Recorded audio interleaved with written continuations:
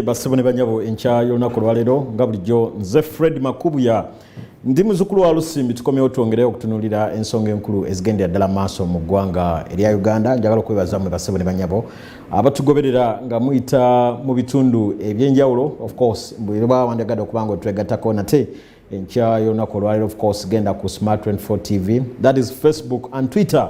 And then Smart 24 TV, that is Facebook of course, and Twitter, and then YouTube. Take mu Uganda tukole eno e program basebone banyabo je tutunulira ensonga ezisikiriza abana Uganda okukola kubanga tukiriza nti obusubuzi ze zimu ku mpaji ezimirizawo eggwanga lyattu eri Uganda. Watali busubuzi then fe tukiriza nti ne enzirukanya y'eggwanga nayo ebera n'obuzibu amaanyi. Yensonga lwaki tubeerawo okuvira ddala ku budde bufaananako bwe buti Monday to Friday okusobola okulaba nga tettereza ku zimu ku nsonga ezigendera ddala maaso mu ggwanga lyattu erya Uganda. Gye mubaddeyo ne gye mutabadde fenno tubaddeyo ku ground okusookera ddala okulabira ddala nga tubatuusaako ensonga ezibaddewo ate enkya y'olunaku olwaleero n'okusingira ddala okulaba nga tubawa biki bye mwetaaga okuba nga mumanyi. Of course abakyali ewaka tubakubiriza okuba nti mubaako kye mukola kubanga ebyemu ku bintu ebigenda okutuyamba okulaakulanya eggwanga lyattu Uganda. Of course the hashtag nyongera okubajjukiza is UG tukole zoba oteekamu osobola okulaba nga nate otugoberera ddala. Of course that is YouTube, and then Facebook and Twitter basebone banyawo musobola okubanga nate mutugoberera of course ku social media platforms ezifaanana bwe zityo okusobola okulaba nga ate tutambulira ddala wamu of course as we continue to drive your business okuvira ddala ku makya paka obudde oburegula. And of course physically tuli ku plot gye tuyise 5 Commercial Road wano mu bitundu ebyennaggulu wetusinzira okubanga tubawa kye tuyita information oba obubaka obukwata ku ngeri gy'osobola okuba ng'okulaakulanya business yo. Definitely are you looking for ideas ezigenda okuyamba okulaakulanya business yo ziyita mu mbeera eya crisis moment. Ebyo ffe byetubeeraho nga tutunuulira enkya y'olunaku olwaleero. Biki ebikulu ebibaddewo olunaku lwe tukubye emabega? Of course olunaku olw'eggulu lwadde olunaku lw'abasomesa. His Excellency Yoweri Kaguta Museveni wabula weyadde omugenyi omukulu ku kiiko guno olw'abasomesa. Of course yayongedde n'ategeeza abasomesa nti do not pressurize me okusobola okulaba nga nzigulawo amasomero. Ekisinga obukulu be bannayuganda okuba nga balamu. Omuntu omulamu yekka yasobola okuba nga addukanya business. Ebigambo ebyo President w'eggwanga His Excellency Yoweri Kaguta Museveni tibwabula yabyogedde ku mukolo ogwo gwabadde ogw'abasomesa gwe tulowooza nti gwabadde mukolo musufu nnyo. Of course ebyo byagenza okujja nga abamu ku bantu abakyali mu lockdown mu kaweefube ono okulwanyisa ekirwadde kye tuyise ekya coronavirus be basomesa. Of course prior before the president's speech of course kuludda olw'abasomesa kwe kuba nti abasomesa bavuddeyo entakera ne bagamba president ffe tuli beeteefuteefu okusobola okulaba nga tuteeka ebiragiro ebya standard operating procedures mu nkola tugule. Of course era bavuddeyo ne bagamba president nti mu ngeri emu gy'osobola okutrackinga oba okunoonyereza abantu abasomesa abadde vaccinated abagemeddwa of course kwe kuba nga bali ku mirimu. Nze tulowooza nti basebone banyabo ensonga ezo nkulu. Of course what we continue to pledge kwe kulaba nga tukubiriza ffe abannayuganda mwenna of course okulaba nga tugondera ebiragiro ebya standard operating procedures of course ebikakasiddwa World Health Organization omukutu ogwo ogutwala ebyobulamu mu nsi yonna okusobola okulaba nga tulwanyisa ekirwadde kino ekya COVID-19. Of course what are these SOPs? Of course social distance kyekimu kubisookera ddala, put on a mask, yambala mask yo yensonga ey'okubiri, but also make sure oteeka ebyo mu nkola. Ekyo no kijja kutuyamba okulaba nga tulwanyisa ekirwadde kino kiri mu mima gwe ekya COVID-19. Of course na reporters zitulaze nti COVID agende ddala maaso okuba nga akende. Of course report eyo waliwo gye tuli mu kuŋŋaanya tujja kuba nga nate maaso twongera okuba nga tugibaleetera. Of course n'ensonga y'abasomesa okulaba n'ensonga ya Ministry of Education okwongera okulaba ng'ekubiriza abalina amasomero g'obwannannyini okwewandiisa nazo zikyagendera ddala maaso. And of course gye tubaddeko eyo n'abakulu ab'enjawulo of course tulina aba PIAO abonno be association etwala abannannyini b'amasomero agatali ga government oba aga private bo bali mu kwebuuza nti yi government nga tukyali mu lockdown, why then now ask us to register amasomero agamaze emyaka 2 emyaka 3, and why now the timing? So byemu ku bintu basebone banyabo abasomesa bibali mu kwebuuza era ndowooza mu budde obutali bwawala nabo tujja kuba tunoonya abakulu ba commissioner abakwasaganya mu nsonyiwemu ensonga za private schools boogere okutunyonnyola lwaki ensonga zino ziringanga bwe ziri.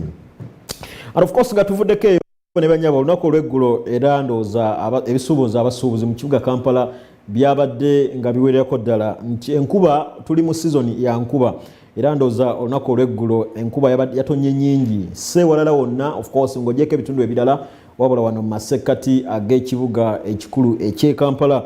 Of course ebitundu ebyasinze okosebwa bye bitundu bye tuyise ebya Nabugabo. Yogera ku bizimbe nga ebya Kwalisel, yogera ku bizimbe nga wano mu bitundu bya Sawa ya Queen mwe abatambula nga mukosa Entebbe Road. Of course mwalabye abakulu abasinga nga basitula busituza abasuubuzi ababadde bazze okulaba nga baddukanya emirimu gyabwe mu bitundu ebyo. Of course ebitundu ebya Sawa ya Queen, Kwalisel, Nabugabo awo twalabidde ddala amazzi nga gayingirira abasuubuzi. Kyetulowooza nti obuvunanyizibwa bwani? Of course sijjagamba nti bwa KCCA, sijjagamba nti bwa physical planner, but I want to assume nti obuzibu buno bwaffe ffenna, so buli omu ayina obuvunanyizibwa obubwe okusobola okulaba nga ensonga ezifaananako bwe ziti zongerera ddala maaso okuba ng'ate zigonjoolwa. Bwe tudda ku bbeeyi y'ebintu bassebo ne bannyabo mu bitundu bye tuyise ebyano mu kibuga ekikulu eky'e Kampala, of course bbeeyi y'ebintu yeeyongedde okuba nga erinnya. Twogera bintu ki? Of course twongera ku bintu nga baganda baffe abawangalya mu business eza textiles. Of course business ziri waggulu nnyo era kiki ekizireetedde wano eno ojja kwesanga nti kiva ku misolo okuba nga giri waggulu. Of course ensonga ezo twabaddeko wakati mu masekkati ag'ekibuga ekikulu eky'e Kampala era abasuubuzi ne bongerera ddala okutuleetera embeera efaanana. Kiki ekireese ekyo? Of course y'emisolo okuba nga gikyali waggulu gye bagamba nti government nga bulijjo yeetaaga okwongera okuba nga egitunulamu kino nno okusobola okulaba nga embeera ezifaananako bwe ziti zongera ddala okuba ng'ate zigonjoolwa. Era still bwe tukyabeera mu ludda lwe tuyise olwa textile industry. Of course bassebo ne banyabo textile industry ndowooza mwezi nga gumu emabega emu ku bintu ebibadde bibasoomooza ze zibadde eza 30% kilograms ze bateeka ku nsonga ez'amajoola.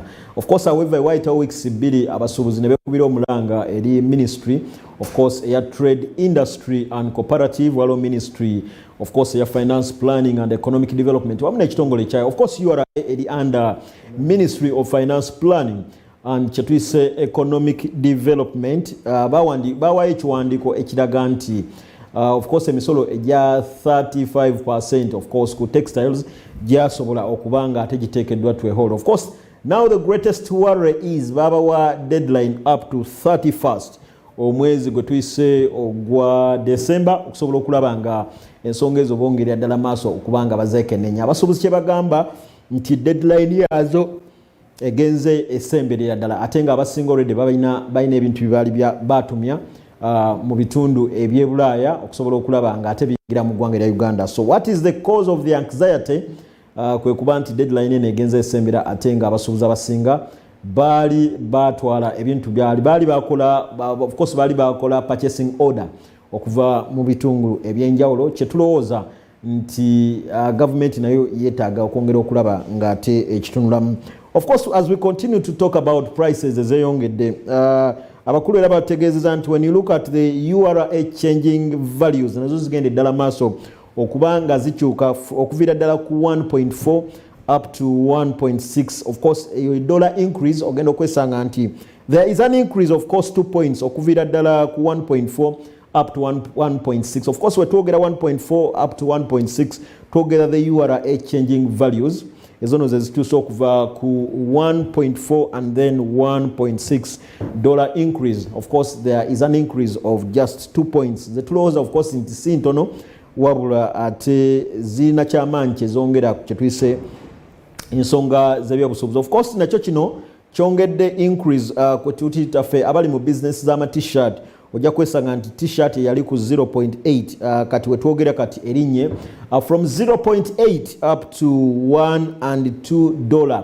Of course whenever there's an increase bassebo ne banyabo in the pricing kino no kitegeeza kyamaanyi. It means omuntu atunda for instance t-shirt ajja kuba ng'ate akazito konna oba burden agishiftinga erifa abagula. Kyetulowooza nti of course this is one of the worry eyongedde ddala maaso okuaffectinga baganda baffe abali semu businesses zino eza t-shirt over the textile sector naye n'ensonga wamu ndala. Of course obubaka obwo abakulu aba UTA be basobodde okuba nga bawutuwa engeri gye bukosezaamu of course abasuubuzi. Bw'oyingira ebizimbe ebisinga of course okusingira ddala ebizimbe ng'ebya Nabugabo, Pentagon wamu n'ebirala of course abasuubuzi bongedde ddala okuba nga bavacatinga oba nga bafuluma ebizimbe ebyo oluvannyuma lw'okuba nti abasinga tebasombodde kusobola kulaba nga basasula kye tuyise areas ziri ezaava mu lockdown gye twavaamu of course both in the first and the second lockdown eyateekebwawo president w'eggwanga Yoweri Kaguta Museveni of course mukaweefube okulwanyisa ekirwadde kye tuyise kirumima gwe. Abasinga bavacatinze ne bagenda mu bitundu ebyenjawulo kye tulowooza nti nakyo kikyali kya bulabe eri not just Kampala ng'ekitongole ekikwasaganya oba ekirungamya enkola n'enzirukanya y'emirimu mu kibuga e Kampala. Tulowooza nti ensonga eyo nayo yeetaaga okuba ng'eyongeramu. Abasuubuzi abasinga bategeezezza nti of course ensonga lwaki abasinga baalukudde ebizimbe bino kwe kuba nti of course ebbeeyi y'ebizimbe eri waggulu. Of course bw'oba otambudde mu bizimbe nga Pentagon, of course Pentagon eri opposite Nabugabo, opposite the new tax park, yogera ku bizimbe nga Free Sale n'ebitundu n'ebirala ebyenjawulo.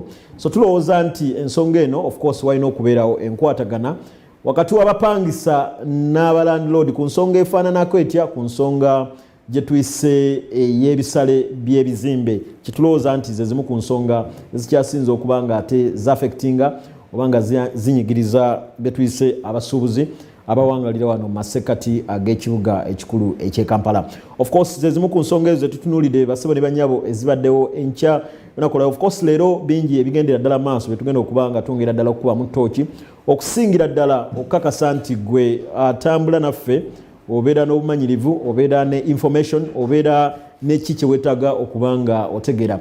Tukkiriza nti omuntu atambulira mu kumanya ate alina ebintu by'atakola. Waliwo of course ensobi ez'enjawulo z'otakola because oba otambulira mu kumanya ate nga oli mu kutegeera. Ezo zimu ku nsonga enkulu ze tugenda nate okuba nga tutunulira. Of course we still remind you nti Uganda tukyatambuliza ddala gye tuyise emyaka 59 egy'ameefuga ga Uganda. Biki ebikoleddwa? Of course olunaku olw'eggulo the Private Sector Foundation nga tuyita mu Executive Director Francis Kisirinya ye alina byatutegeeza nti ffe nga private sector ebituukiddwako bingi naye ate nebirina okuteekebwako essira nabyo weewaawo bingi nnyo nnyini ddala. Kyetulowooza nti kikulu. Of course leero ne Uganda Small Scale Industries Association nabo bajja kuba nga boogerako eri ffe basobole otubuulira bo ensonga eno bagiraba batya. Biki ebituukiddwako ku ludda olw'abannamakolero amatono oba agatandika obutandisi mu lunyanya bye kyetuyita SMEs, Small and Medium Enterprise oba MSEs bo batuuse kuki? Biki ebibasoomoozeza era of course essira balina kuliteekawa. Tujja kuba twegatta ku mwami Javira Busulwa naye asobole okuba ng'atubuulira ku biki ebiba bituukiddwako of course ku ludda olwabwe nga olwaba namakolero. Katuyingire ensonga enkulu of course ne bamusiga nsimbi nate bavuddeyo ne boogera ku nsonga z'ameefuga mu kafubo ke twabaddemu ne Managing Director owa Shumuko Group of Companies oyo bamwita Muke Shukra. Bw'osobola ebyafaayo Uganda of course one of the top 10 entrepreneurs mu ggwanga erya Uganda omukulu oyo mwali ndoza hopefully akwata ekifo nga ekyomusanvu oba ekyomunaana of course depending ku current statistics. Naye yavuddeyo n'agamba nti emyaka gino 59 Uganda ebina ebintu bingi byetuuseeko. However ate waliwo ebyo ebitatambudde bulungi byalowooza nti senga biba biteekeddwa mu nkola ate eggwanga lyattu erya Uganda ligenda kuba eggwanga erisinga. Of course ebimu ku bintu byakonyeeko systems tezinaba kubanga zinywera naye senga ziba zikoleddwako moving forward eggwanga lyattu erya Uganda ligenda kufunamu nnyo era n'abantu oba lijja kwongera n'okusikiriza betuyise bamusiga nsimbi. Omusasi waffe era yabadde mu kafubo ne Managing Director owa Shumuko Group of Companies of course ye Mukesh Shukura n'atukuŋŋaanyiriza obubaka obufaananako bwe buti. Mukesh Shukura musiga nsimbi era nga yakulira Shumuko Group of Companies agamba nti ebituukiddwako bingi enkumu era ng'okusinga ebyokwerinda bye bimu ku byo. According to my personal observations and experiences, I feel that the biggest achievement we have now is freedom of security and we feel that there is a democratic forces at work, and which we had always kept on improving for last 2 or 3 decades. So that is our biggest achievement, because Uganda's history has not been very pleasing in the 70s and early 80s. So I still feel that our profound foundation on security is a very big achievement, not only to achieve the freedom, but to maintain it for more than 3 decades.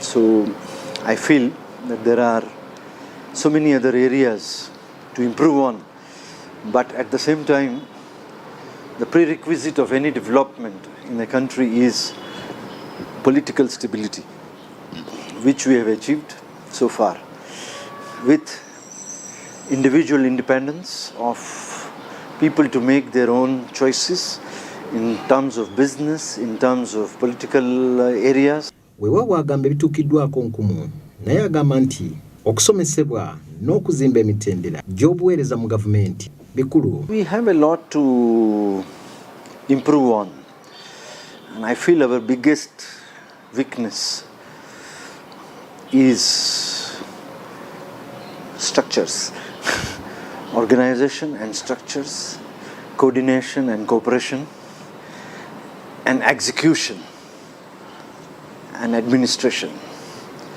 I think we are still weak in those areas. Maybe we have not invested enough in training, good governance, and good values. We still feel that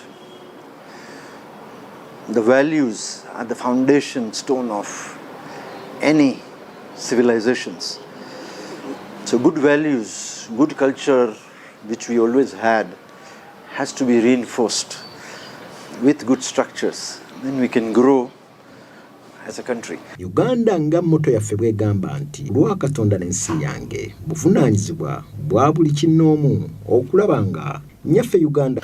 Kale bwogezaako okunoonyereza agamu ku mawanga agasinga okulima emmwanyi, of course bw'otunuulira amawanga 10 bw'oggyeko Brazil okuba nti eri mu kifo ekisooka, naffe Uganda mwetuli nga tulese n'eggwanga erya Kenya. Wetwogera kati ebyafaayo bitulaze nti ebbeeyi y'emmwanyi mu bitundu eby'e Kenya eyongedde ddala okuba nga egwira ddala wansi. Kino nno kyongedde okwenyamiza abakulembeze mu ggwanga ery'e Kenya, era omusasi waffe yatukuŋŋaanyiriza obubaka buno katubulabe.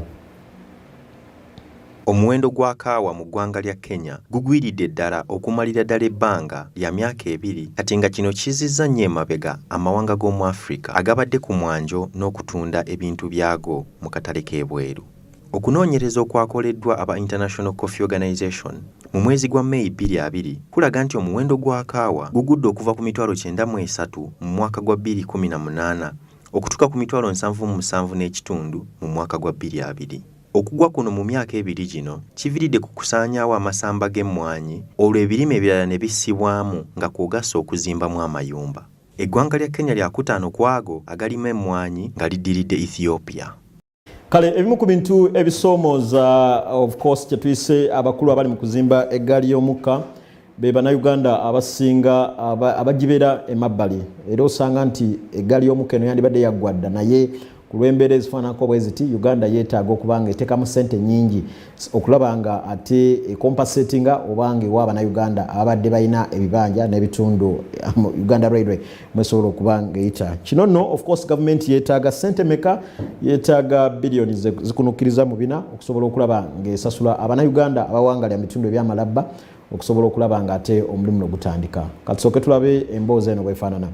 Gavumenti eri mu bwetaavu bwa buwumbi obuwerera ddala 4 okusobola okusasula abasenze ku ttaka ly'eggaali y'omukka.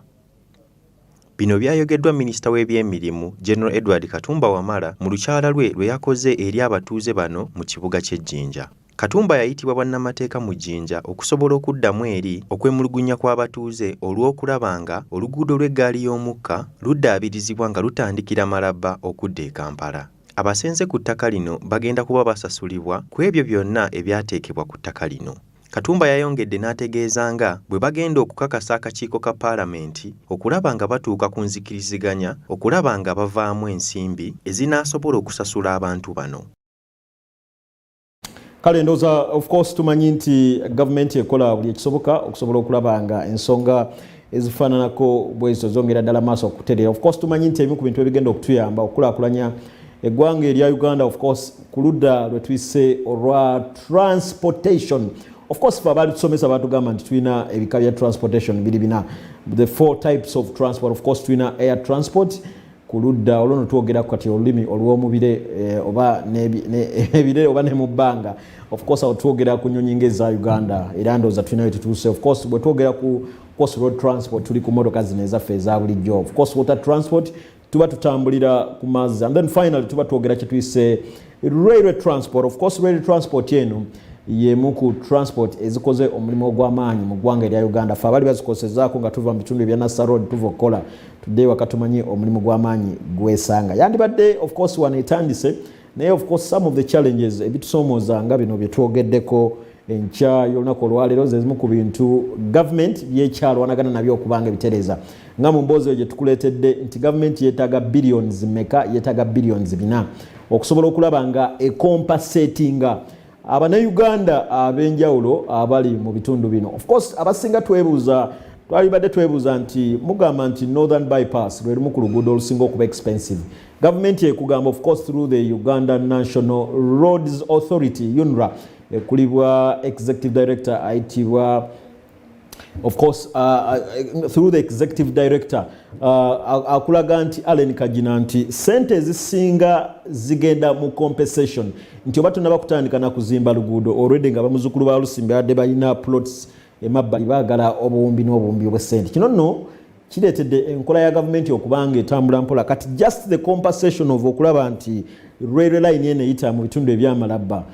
Government ekugamba of course through the minister who is in charge of works and transport General Katumba wamala kugamba beetaaga billions ezikunukiriza mu bina to do what?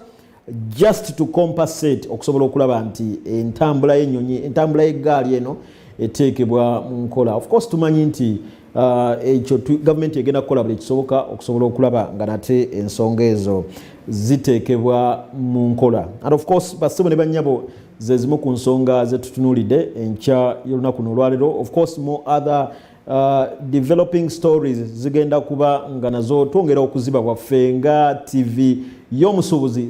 That is our dedication okusobola okulaba nti tukutuusaako business okuviira ddala mu bitundu ebyenjawulo. Of course mu abali ewaka abali ku mirimu of course nga temulina TV set musobola otugoberera ku social media platforms of Facebook and Twitter.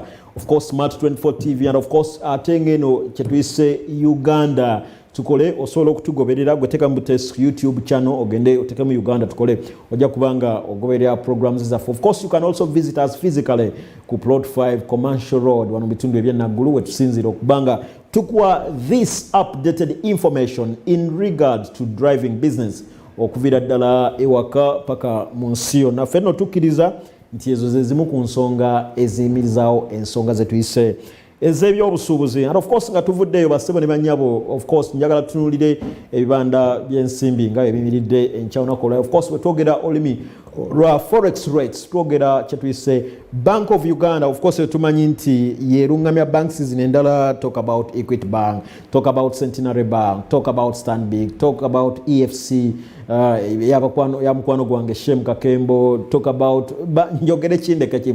Of course according to the forex rates tutunuulira banks particularly Satu, and of course namwe abandyagadde okuba mugamba why focus on opportunity Midwestern Bank of Uganda. Of course namwe musobola tutuukira nisobola okubanga tubawa update okusinziira ku banks ezenjawulo. Of course kasooke tulaba ebibanda by'ensimbi okusinziira ku Bank of Uganda, of course Opportunity Bank ne Midwest Forex Bureau.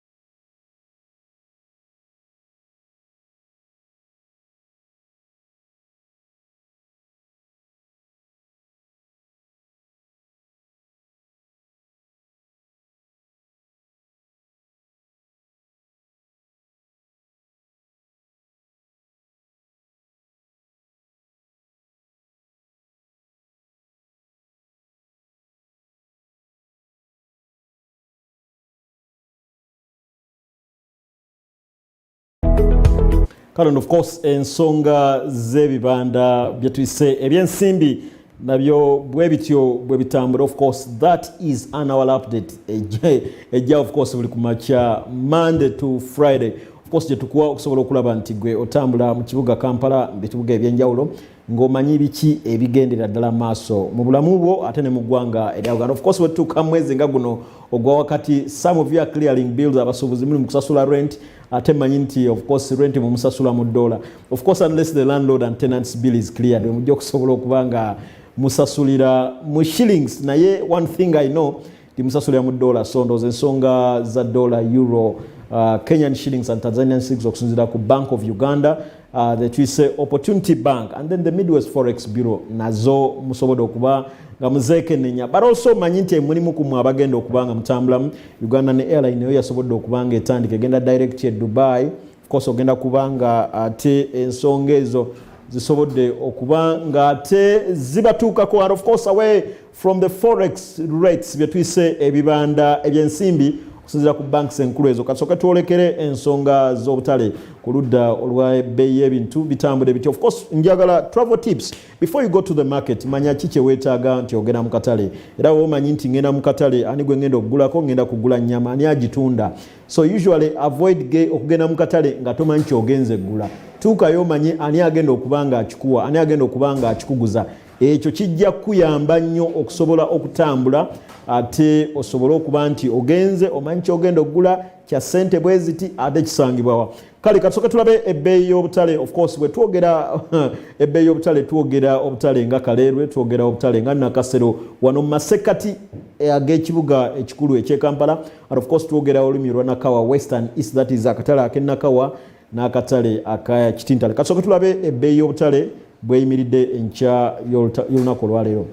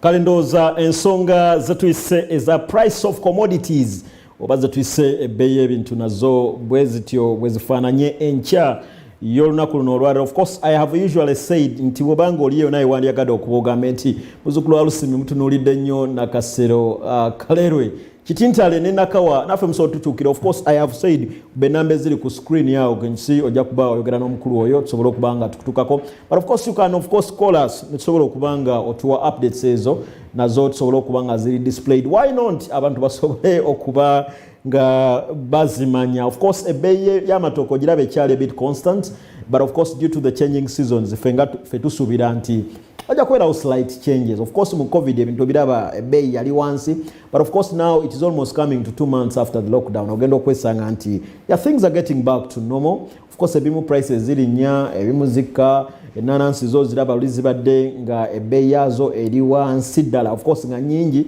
bwe nagendako mu bitundu ebya of course the eastern part gyensinga okubanga ate ndooza zirimibwa ogenda okwesanga nyingi katale. So of course ne ba farmers abamu bagamba we are basically losing a lot of money. But of course I've usually said travel tips. Bw'oba ogenda mu katale, of course ebbeeyi y'ebintu obirabye. It's important that you know the prices.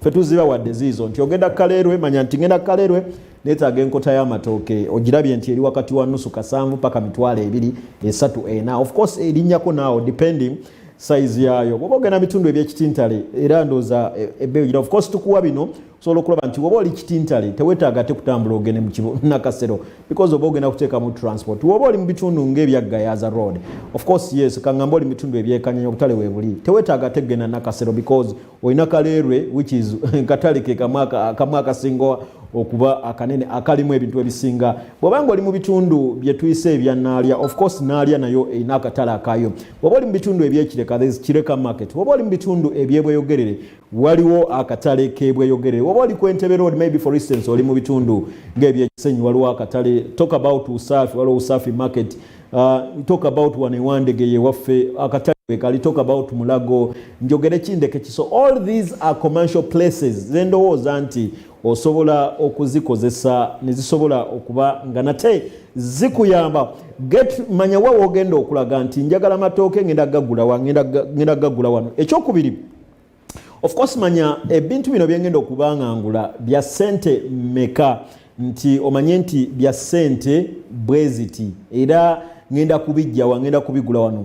This is of course from the habit of genda mukatale nga tomanyi kyogenze gula. Buli wogenda mukatale nga tomanyi kyogenda gula omaliriza oguze ebintu byotetaga. And of course these are financial tips feze tukuwa. Nti wogenda mukatale ogenze mukatale akowino. Manya nti this of course bino tebikoma ku byakulya byokka. Naye n'ebintu ebirala byonna oba omanyi nti ngenze mukatale ngenda kugula suuti no ngenda gigula ku ABCD and Companies Limited. That is just an example.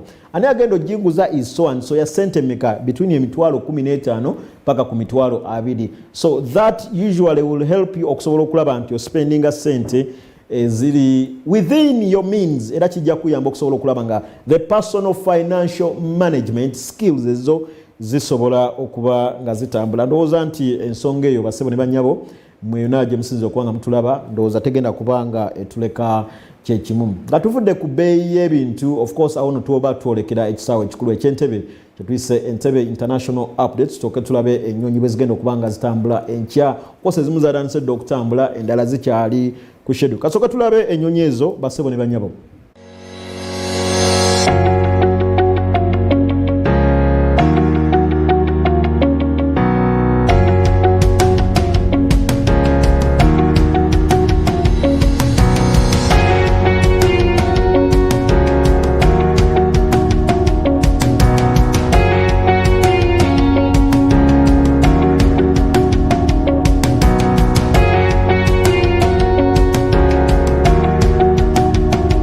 Kale of course entambula y'ennyonyi nayo teyawukanyeko bwetyo bwetambula essomu abandi agadde okubanga mukosa. Today is a Tuesday.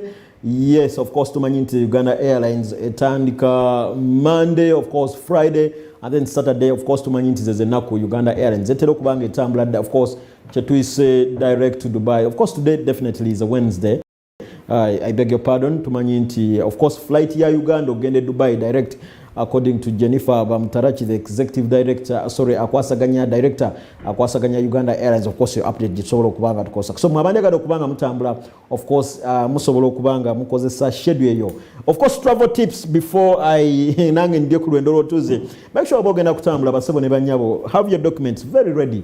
We repeat these updates because we know each and every other time waberawo abantu abatambula waberawo tolumu twerabira. So yensonga lwaki tubawa obaka buno Monday up to the last date 24 hours of our time we spend it okusobola okulaba nga tu digestinga ensonga ezifana ko of course namwe abandi agada okubanga mutambula. This is important. Make sure documents those are ready abantu get to the airport 3 hours before the travel time. For instance, okutambula sawa nga 3 ez'ekiro tuukawo by sawa nga 12 osobola bembera bwetambula. Have a breather, we setting make your mental ability esobola okubanga already eri mu right shape. Yes, have a chat, have a cup of water, tunulira olabe ku beauty ya Uganda. Meanwhile, as we go through the custom procedures, biki byolina okutuukiriza ebyamaguzi ebyo birina kire entuufu ogenda wa ani agenda okureceiving. So make sure obogenda mu ggwanga for instance eri Kenya manya ogenda kuva wano ani agenda okureceiving ani agenda okubanga okureceiving ogenda kumalayo bbanga ki security. All those of course will help you so that botuukeyo tobeera just deported like any other person basabo ne banyabo ndooza nazo ensonga z'ebyentambula bwe zityo bwe zitambule. Of course tujja kwatunula n'ensonga z'ebyentambula ebyokutaka abasinga mwantukubidde ku ssimu ne muntegeeza ndi muzzukulu wa Lusimbi twetaaga okumanya travels ezaaluwa zitambula zitya n'ensonga ezifaananako bwe zityo. Kale kasooke tuwumulemu katono basabo ne banyabo tugenda kubanga ate tukoma.